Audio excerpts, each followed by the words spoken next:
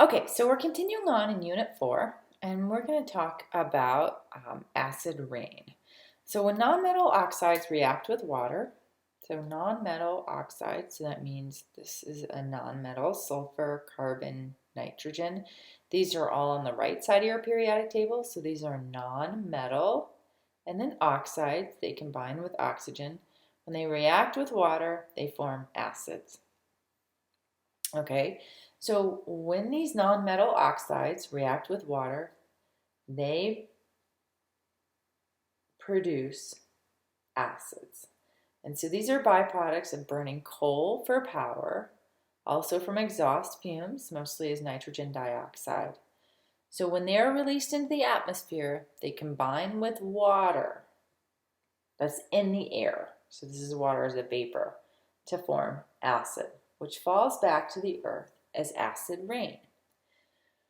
So acid rain causes damage to buildings and statues. Marble and limestone dissolve in acid. So it also lowers the pH of lakes and ponds so that fish and plants can no longer survive in the environment. And it's because of the non-metal oxides being produced by burning of coal and exhaust fumes. So something to think about as something that affects us every day. Okay, another application of acids and bases are antacids. So in your stomach, you have acid. It digests foods. If you have too much acid in your stomach, you're miserable. So you can get heartburn or ulcers. So various products are available to neutralize acid. If you've ever been in a drugstore or grocery store, you've seen the array of products you can buy. With both my pregnancies, I had the most ridiculous heartburn, and I was always like, where are my antacids? And then I don't suffer from it, thank goodness, after having children. It was just during pregnancy. So anyways, but so these are different brand names of antacids, and it gives the active ingredient. So Alka-Seltzer is sodium bicarbonate. And when this reacts with acid, and your excess acid, it produces gas. My uncle is kind of an oddball. He always has been this way, but he swears by putting baking soda on a spoon and taking a couple of spoonfuls of baking soda when he has heartburn. And it's the same thing that Alka-Seltzer does. It's not my preferred method of getting rid of heartburn, but that's what he does, and he's done it for years, and it works for him. Each to his own. Okay, Digel has aluminum hydroxide, and one of the notes about this is it can cause constipation, so it's not bad enough that you had heartburn, you end up constipated. But and then you could go with milk of magnesia, which acts as a laxative. So Malox. But you get the idea that these are all bases that are counteracting the acid. So this is a neutralization reaction. So it's chemistry at work. So for a lot of students who say, I don't know why I have to take chemistry. I'm never going to use chemistry when I'm a nurse or when I'm a dental hygienist. Yes, you will. It is everywhere. Yes. So hopefully, after this class, you will realize that chemistry is everywhere and it's not so bad or scary. So, anyways, it goes through the rest of these antacids. Good to know. It's not that you have to memorize these, but just be aware that antacids react with, they're bases that react with acid in your stomach to neutralize that. So hopefully you're more comfortable and you don't suffer too many side effects from the antacids. Okay. The last section of this lecture covers buffers. And buffers, a buffer solution resists changes in pH when small amounts of acid or a base are added to it. Now, I'm not saying that if you have a buffer solution and you take a huge, giant container of concentrated sulfuric acid or a base, that pH won't change drastically. This is just small amounts of acid or base are added to it. It will maintain that pH. So a buffer must contain two substances, a weak acid and the salt of that weak acid.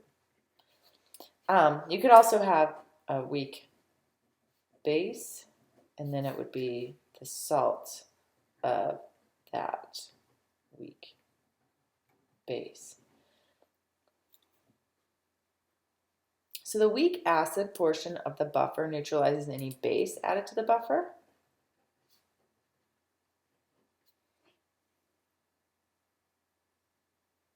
So let's say your buffer system is HF and AF.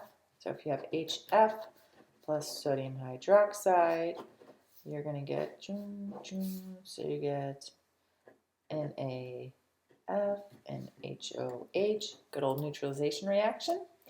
And then the salt portion of the buffer neutralizes any acid that is added to the buffer. So if you have NaF plus HCl, even though it's an atypical double displacement reaction, it's not going to give you water, but it will give you, let's see what it gives you. So you end up with NaCl and HF. You might think, well, I've ended up with an acid. This is a stronger acid, and this is a weaker acid. So your buffer has neutralized this strong acid and made it much weaker. Now, you have a blood buffer. We all have a blood buffer, hopefully. If you don't, you might have some trouble on your hands. But no, I'm serious that it's very important. H2CO3, and it's wonderful how it all works together. And when it doesn't work properly, you do have problems. So, okay, so if you have a huge change in your pH, the pH of your blood, it can destroy the proteins that are essential to life. So your body must maintain the pH within narrow limits.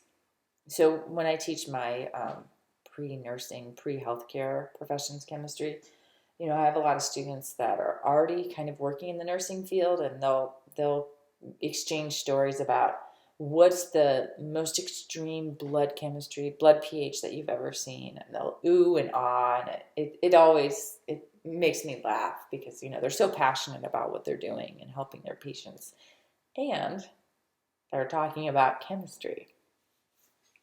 Okay, so this H2CO3 is formed from water and carbon dioxide.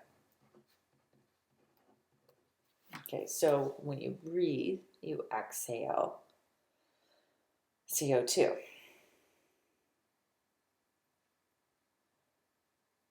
So if you hold your breath, you're going to increase the CO2 in your blood, which would make this more acidic.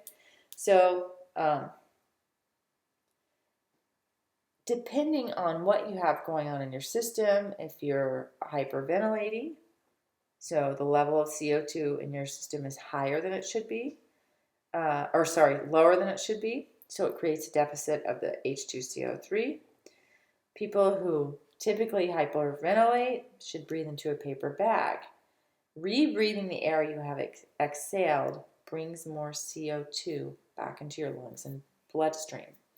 So, also I'll put this, hyperventilate. A blood H2CO3 is low. Breathe into bag to increase CO2 concentration. If you increase the CO2 concentration, it will be converted into H2CO3, carbonic acid. So the blood buffer system is really important, and it can go back and forth, and if you have something that is altering the pH of your blood, it can counter the pH changes pretty well. I mean, there are obviously times when it doesn't work, and if If your blood buffer system is failing, then you need medical assistance. But it's always fascinating to me how much of a role acids and bases play in everyday life, and in our body, outside our body. So very important stuff going on here. So that concludes our lecture for today. Work on your homework problems, work on these applications, and we have some more Unit 4 left, so come back and listen for more. I'll see you next time.